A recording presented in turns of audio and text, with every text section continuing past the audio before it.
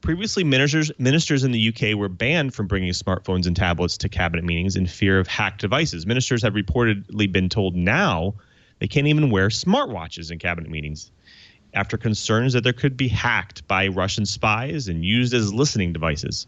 This is part of the rising trend on the fear from Russian hacking groups. This includes recent hacks of the DNC emails during the U.S. election. Now, the UK ban might not be unwarranted here.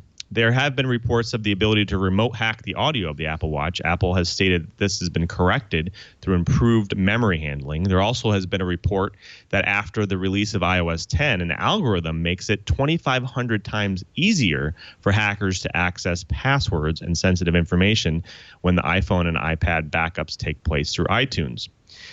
So without going down the rabbit hole of focusing on Apple security here, Curtis, is this the beginning of the end? Is it time that companies just say move over devices, no more devices for security purposes? I think that particular horse is well and truly out of the barn, across the pasture, and down the road. 10 years ago, that's something that a company might have been able to do. But now I think it would be very difficult for companies to say no devices on any kind of widespread version, not least because so many enterprise applications depend upon those devices.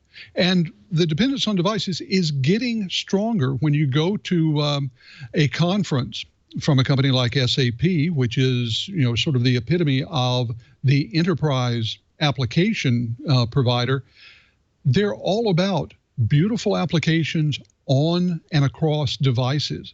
So I think the days of telling everyone that they need to go to the storeroom, check out a bundle of quill pens and a roll of foolscap, that day is past. It's just going to be up to IT professionals, and especially the security teams, to figure out ways to make sure on a consistent and constant basis that those devices have not been compromised by anyone from outside. Yeah, and I've seen a lot of the world's manufacturers today, they're still not making really good choices when it comes to default values with items like Bluetooth, and there's still quite a bit of vulnerabilities out there. Brian, do you know of some of these vulnerabilities and how companies are handling it? Yeah, I actually wrote a risk assessment paper for the folks at the Bureau quite a while ago, and I basically propose, hey, there is a Bluetooth virus out in the wild that took advantage of manufacturers basically having some very poor choices on allowing Bluetooth file transfers as a default rather than an opt-in. And I had recently written some software where basically on a phone, we could actually have a JavaScript that would sit in the background, well, actually a Java program sitting in the background, that would periodically take pictures with the phone and then upload them actually securely to another server.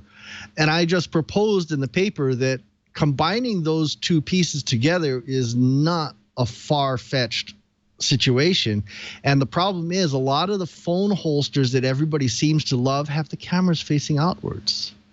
Oops.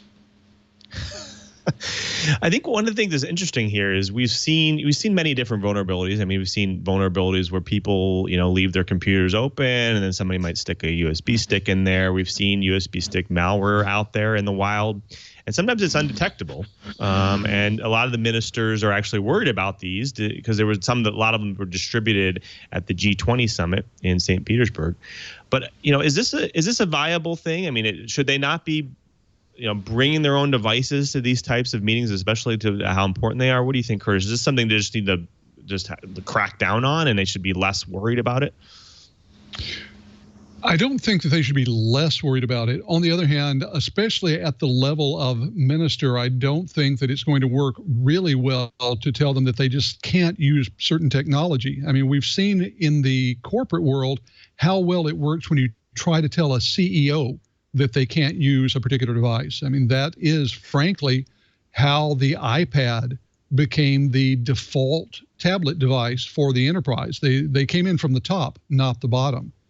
I think, as Brian pointed out, the real issue isn't so much the capabilities of the device, but the default behavior of the devices.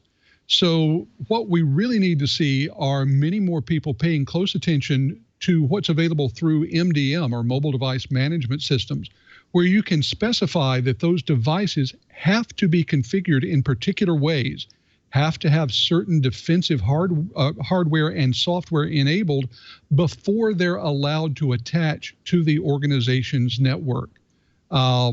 Making sure that the devices aren't in the most vulnerable default states will go a long way toward making sure that they are secure when they're used inside the organization.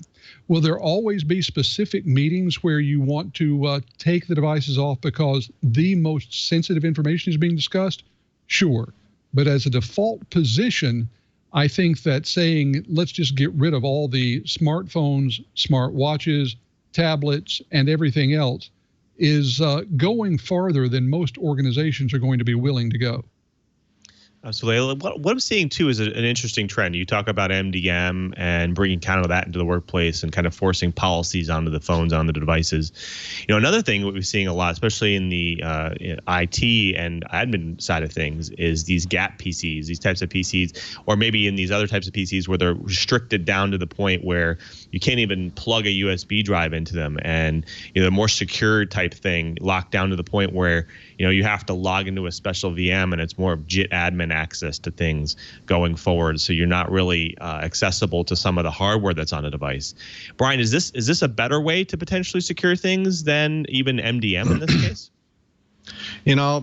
I hate it. I love being able to install my own software. I love being able to do a lot of different things.